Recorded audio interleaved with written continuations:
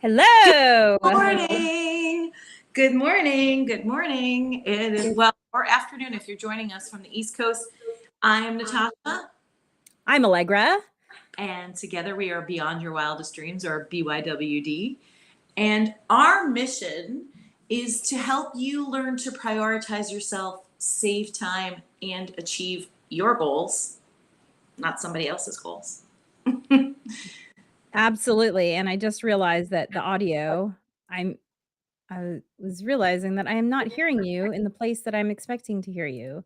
So hold please, because for those of you who are listening to who are watching us live, we put this out as a podcast. There we go. Now we can do it as a podcast.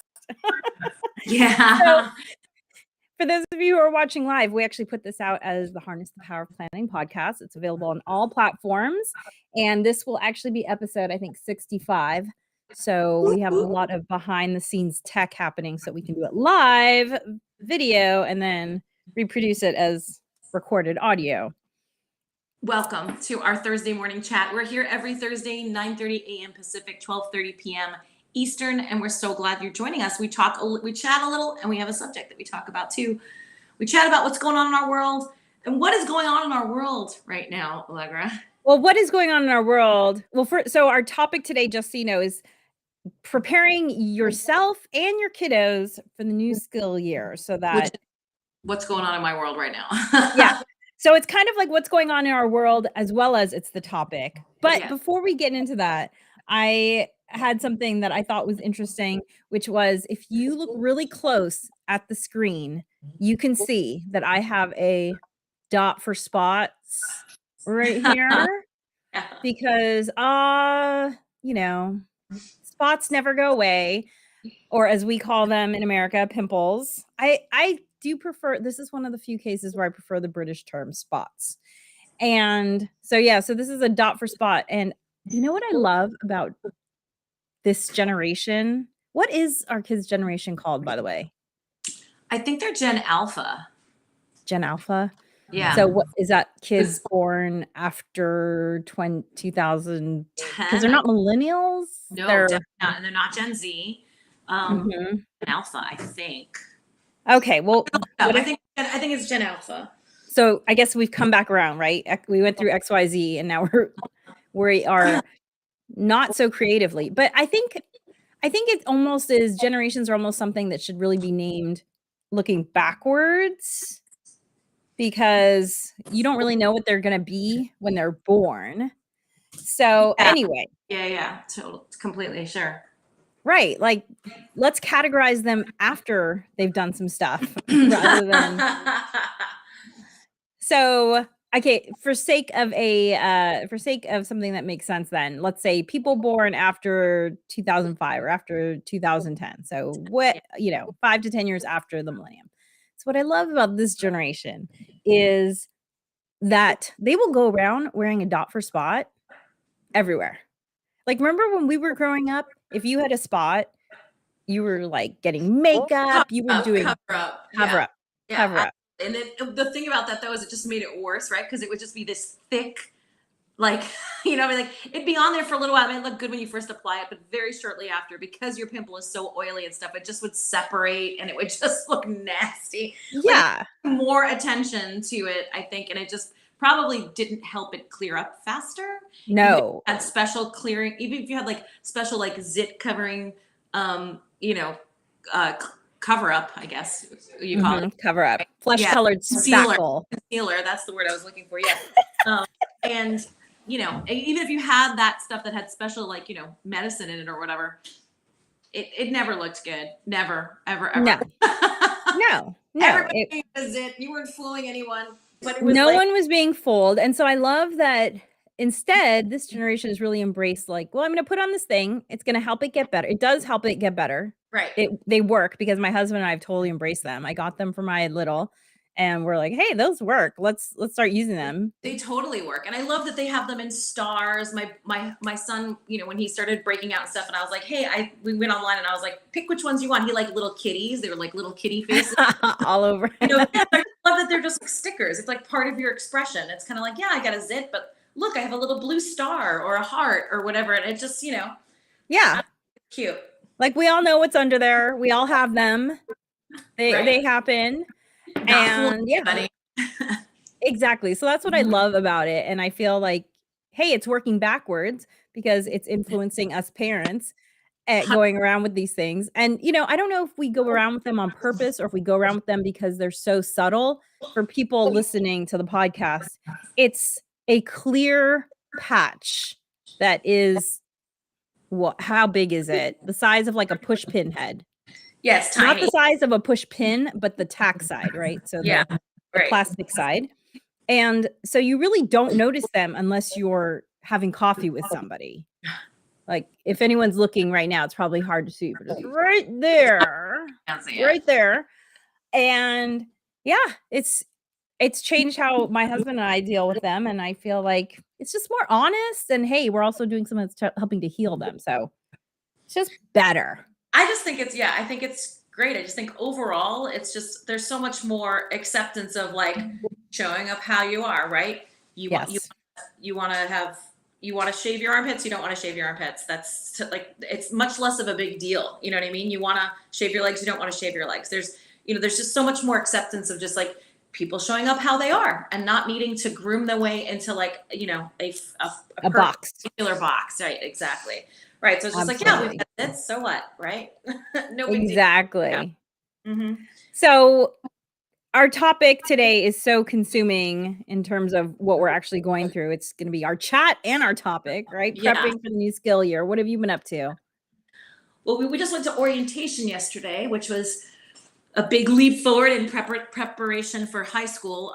The middle school orientation I'll be going to will be next week. We'll just be right before school starts. So that's a little ways off, but it was really great to just, I've been on the campus before for a tour and some other times, but to get a little bit more lay of the land was like really great. And for my son too, like he got his locker, he got to see where his locker was, that kind of thing, got the Chromebook that they give you.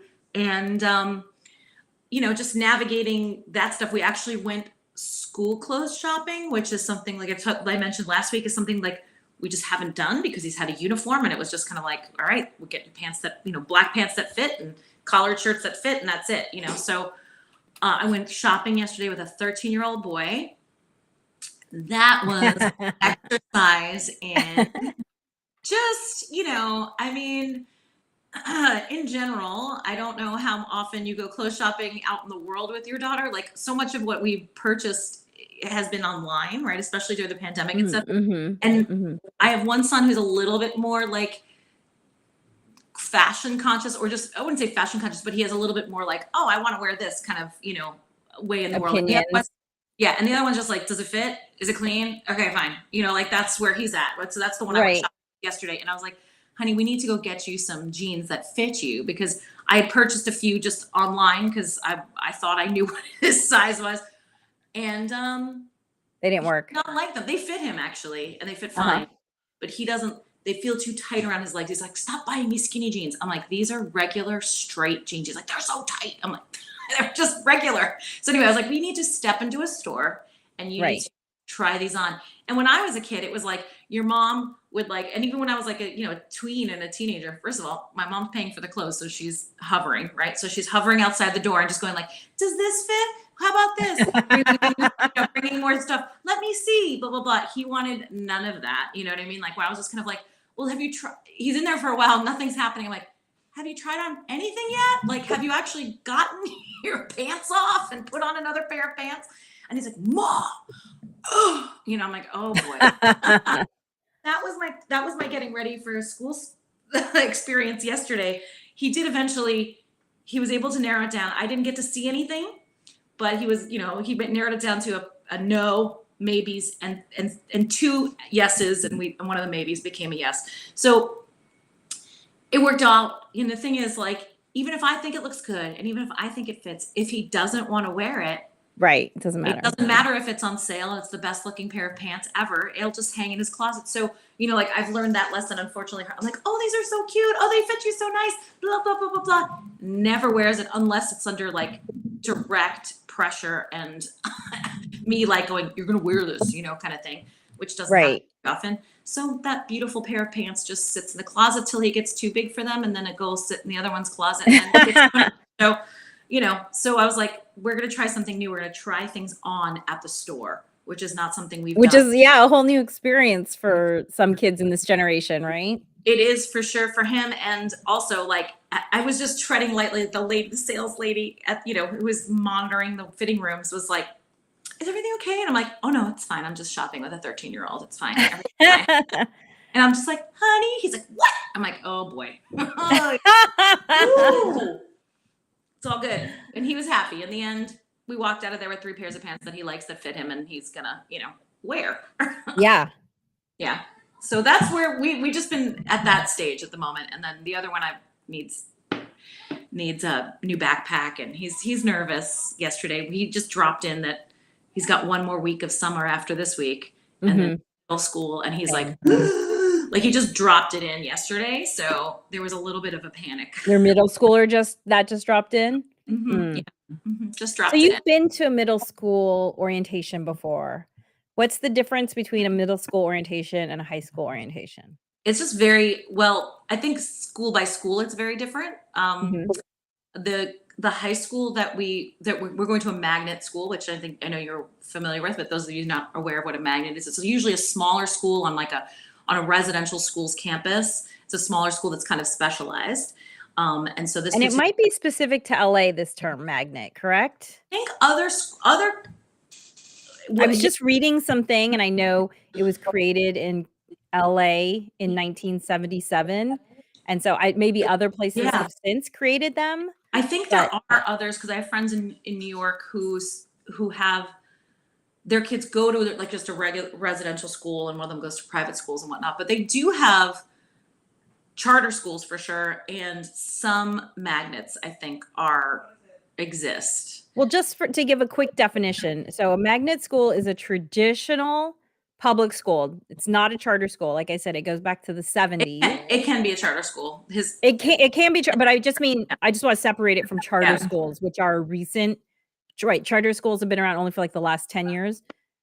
Magnet schools have been around since the 70s and they're run mostly by LAUSD, the public school system, mostly. And they were created to be specific to a subject or a theme. So it could be like a journalism magnet, it could be an arts magnet, and it could be a highly gifted magnet. And the whole idea, it's called a magnet because it's attracting students from outside the typical residential area. So your home school is the school you're supposed to go to based on your address.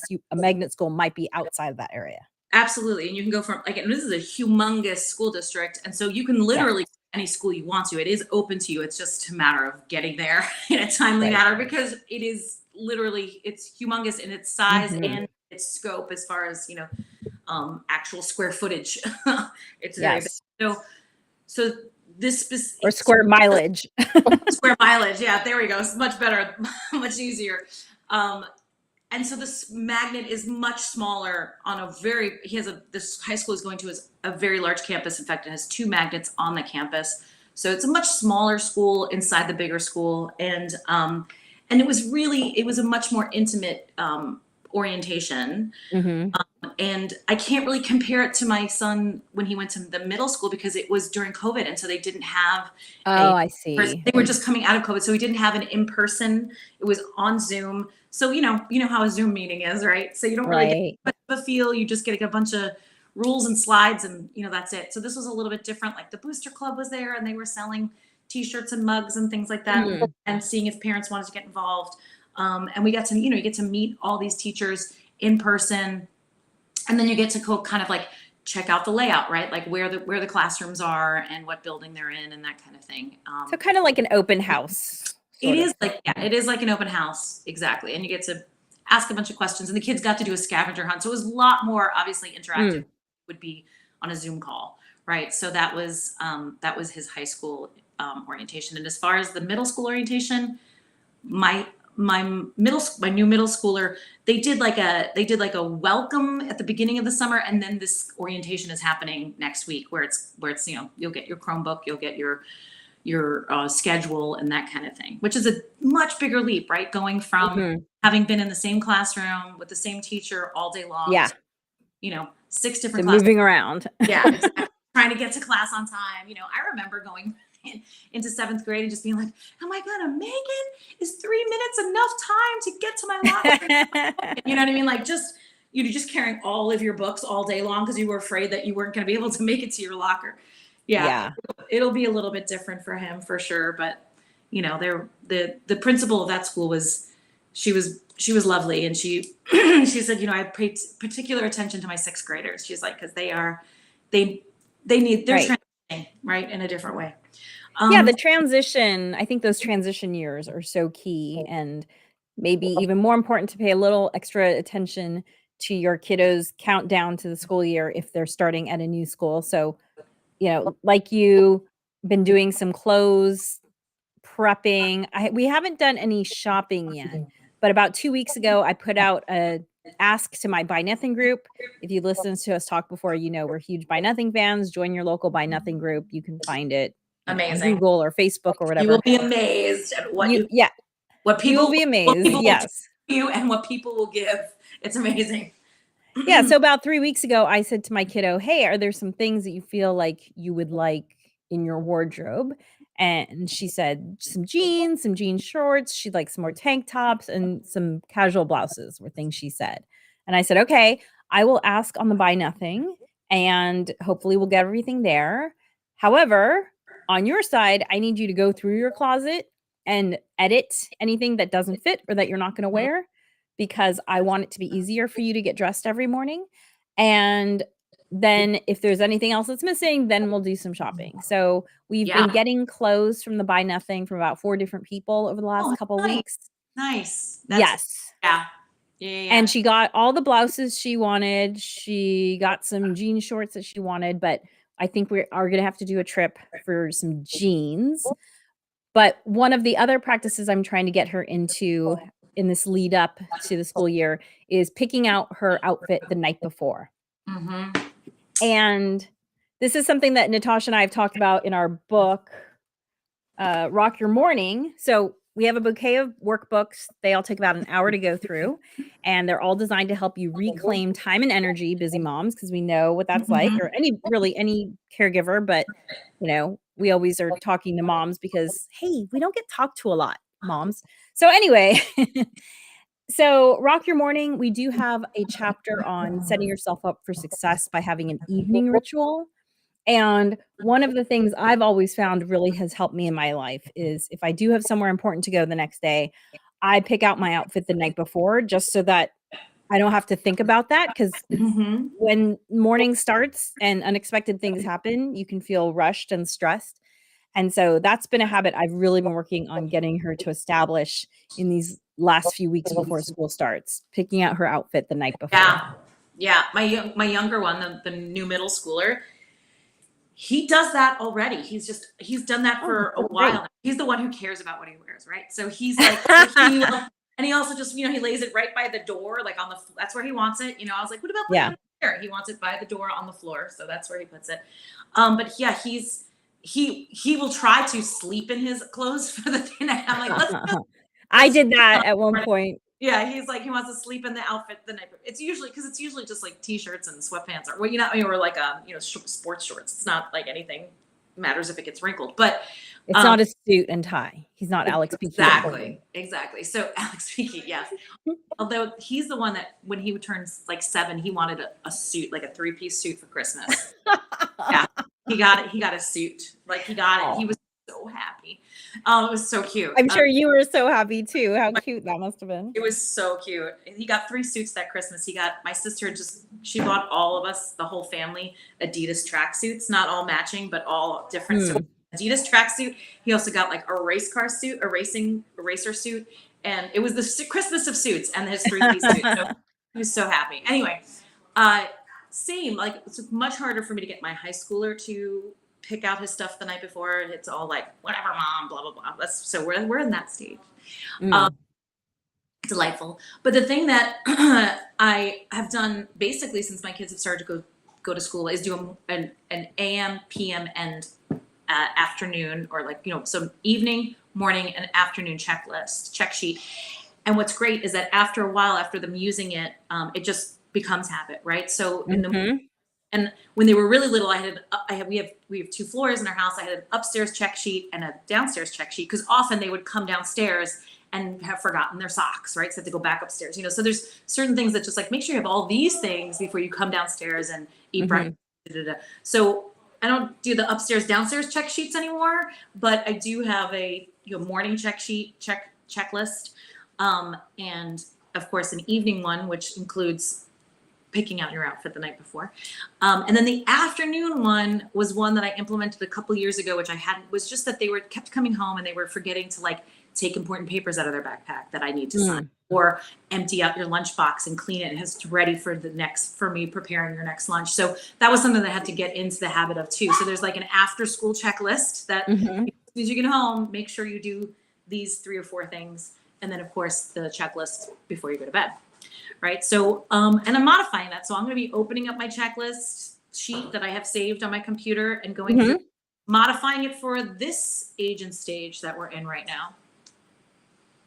Well, and I just want to let everyone know that the idea of these checklists, it might sound like more work for you. However, the reality is establishing a habit takes time. It can take as long as 3 months. And honestly, if the people aren't doing it regularly, it can take longer than that.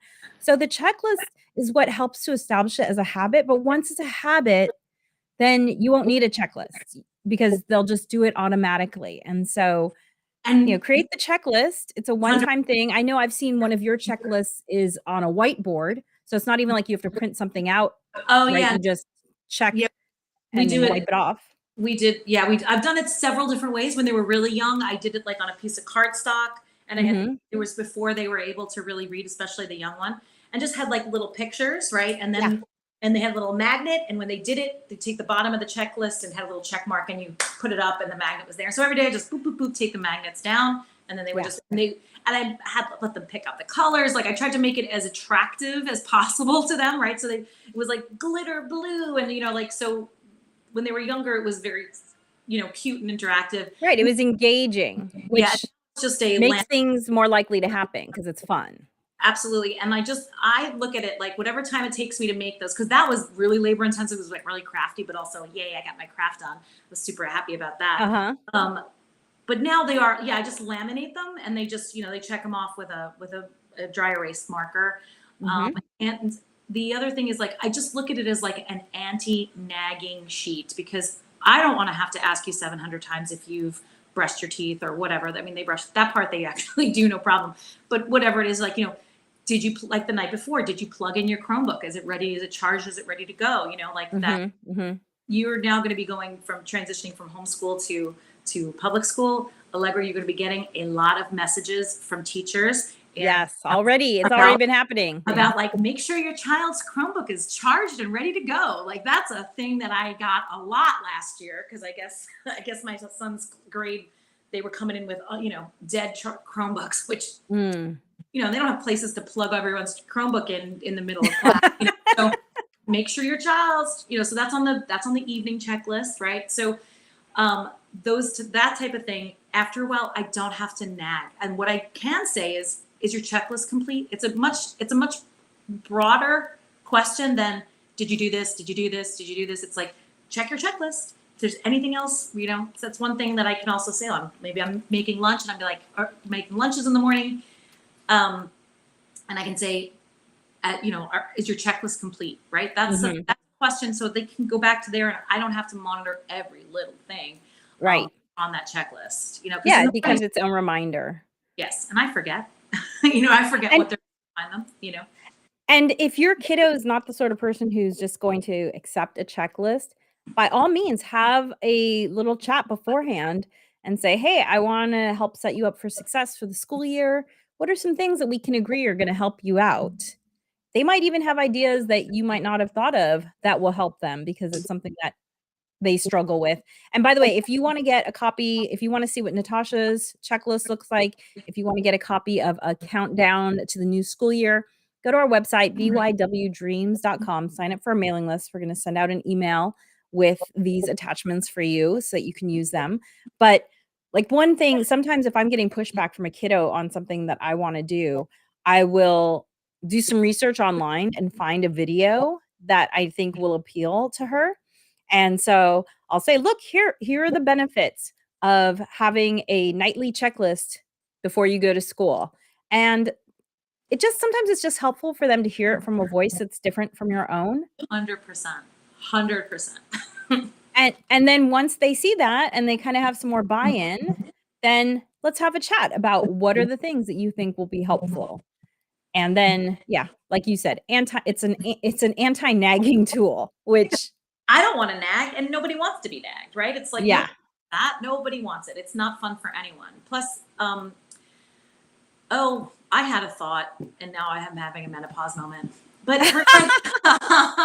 but like my son absolutely needs me to come with research, science facts, things, right? So, and he loves YouTube, so you show him a YouTube, and I'm gonna have to show my boys again because next week part of our ramp up is we're gonna really be going for legit bedtimes again. We're going camping this weekend, so of course things are gonna be off. When we come back on Monday, it's back to legit bedtimes and getting ready for getting up at the right time because we're gonna have to get up even earlier than we did last year. It's a totally different transportation situation than we had been doing for the last 3 years. So, yes. it's a dry run for me, for everyone, for all of us, right? One of the things that really works in our family too, aside from the checklists, is that the boys have some things that they have to do in the morning, and one of them is feed the dog. That's somebody else's job, not mine. Using our smart home device, that Alexa, to remind you. And also, she also gives a little countdown too. She's like, 2 minutes till you have to leave for school. Now it's time to leave for school. So that just is so that because there's the time unawareness in our family runs deep with all four of us. So to have someone just say, hey, it's 2 minutes before you have to leave. Hey, instead of just saying leave now, it's helpful to have like 5 and 2 and leave now. So that just gives us an awareness of like what's going on. Because even with my family, even if I say 5 before you have to leave, that's almost too much time. That's too much time to you can like get right at the 5 minutes and think you have extra. So 5, 2, and go is what we have for our family as far as like leaving the house and on weekday mornings. So that's helpful for us too. Absolutely. We've been my child has, because she's been homeschooled, she's always gotten up at almost whatever time she just gets up. And so I have started 2 weeks ago with this getting up earlier. Yeah. And so 2 weeks ago we started getting up at 7:30. And then this week we've been doing 7, and then next week we're doing 6:30. That's the way to do it. That's much smarter than what we're doing. We're just going cold plunge, cold turkey. Next week, just everybody's schedule has been so different for the summer, so that we haven't really adhered to it. So next But your week, kiddos have done this before. Mine hasn't, which is Yes. why I wanted to give this long ease in. Very smart. Yeah. And also, like you said, found some research explaining to her about the importance of having a regular bedtime. Right. That sort of thing is so helpful. And for those listening on the podcast, our website is bywdreams.com, and sign up, and we will send you our countdown to the new school year lists.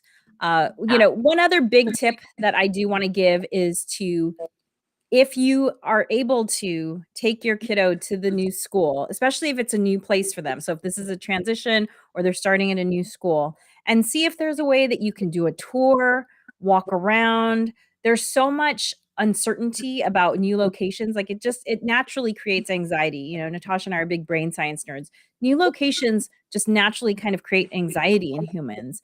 And they have so many other things they have to think about. They have to, meet new teachers maybe. They have to maybe make new friends. They're taking actual academic classes.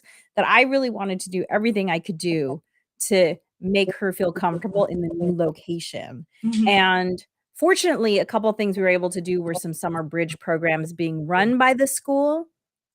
And so maybe this is something for you to think about next year, listeners, because maybe it's too late now. But summer bridge programs, it wasn't widely advertised. Like literally less than 10% of the kiddos who qualify for this have been doing it. So I was kind of surprised at how small it's been. And so you might have to look it up. But I'm so glad we've done it because she has now spent 2 weeks on the campus Yeah. without having to take any academic classes. Yeah. You know, she's made friends early. She's met some professors or teachers. I'm calling professors. I think I'm in college. Listen, they almost got a promotion. And yeah, she's met some teachers early, and she knows where the bathrooms are. She knows where the gym is. She knows where the water fountains are. And I just feel like I can just see how much less anxious she is about this change 100%. because she's familiar with the location. Yeah, right. My son did a summer bridge. It was 2 weeks. He only got to do 1 week. But when we were there for orientation yesterday, I was like, oh, we have to meet in the dining hall. He's like, this way, Mom. And he showed me, and it's a big campus, a huge campus. Yeah. So he's gotten a lay of the land. And actually, it's funny because they call it the land. They actually call the campus the land. So he got the lay of the land. Yeah, because these campuses, these LAUSD high schools are how many acres would you say they are? 10 acres? Huge. And they're big. They're really big.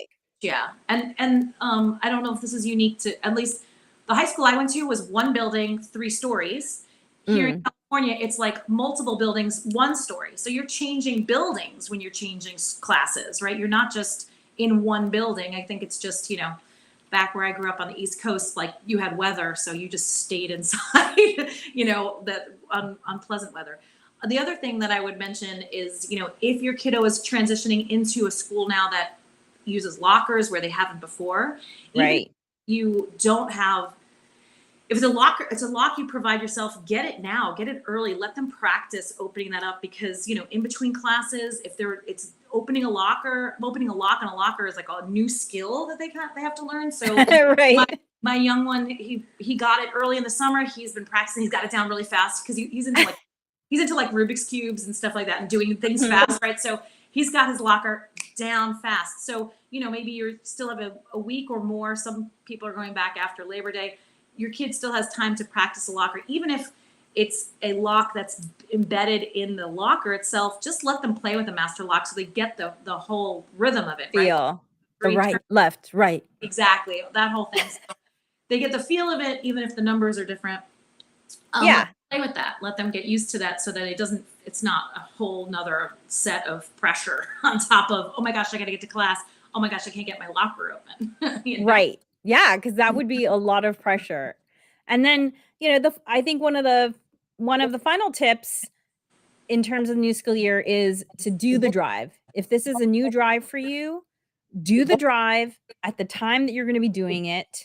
And then allow yourself another 10 minutes or, 10% longer, because once school starts, we know that traffic adds up, at least in LA. Like the difference between non-school traffic and school traffic is very noticeable. My husband's always excited when summer starts because his traffic goes down, his commute is shorter. Yeah. And then when school starts, he complains about how the commute is longer. So do the drive and then give yourself a buffer, knowing that that's not exactly how long it's going to take. And if you have bus, bless you, God bless you. If you get bused, some schools get to bus, some districts are busing.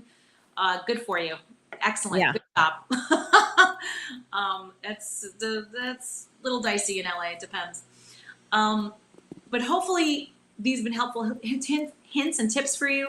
If you have thoughts, tips, or resources, please comment and share, because all of everything that we talked about here, I have gleaned from lots of different places on the internet, lots of different parent friends and things, and of course my own experience, right? So we've cobbled this together, and I'd love to get more information. If you've got some tips and tricks and hints, please share.